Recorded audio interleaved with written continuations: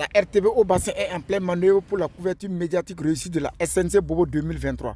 Que ce soit en télévision ou en radiodiffusion, un réaménagement des programmes s'impose. Depuis au moins 2 semaines, il y a tout un ensemble qui puisse faire bouger la SNC, dans le cas par exemple de la sécurité, etc.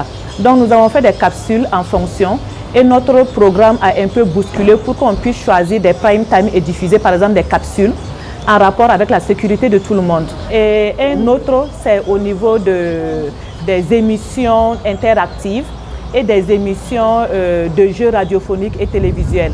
Et pour cette fois-ci, la télé va se déporter sur le site de la SNC au niveau de la foire, où des jeux vont se dérouler pour la télé.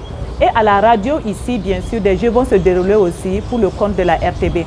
À tous les niveaux, pour tout ce que nous avons fait comme capsule, c'est en langue nationale aussi, comme en français. Les locuteurs des langues nationales sont pris en compte.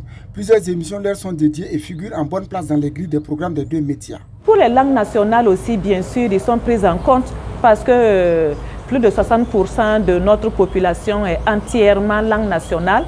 Et même nous qui sommes lettrés en français, nous sommes à la base langue nationale avant de passer au français.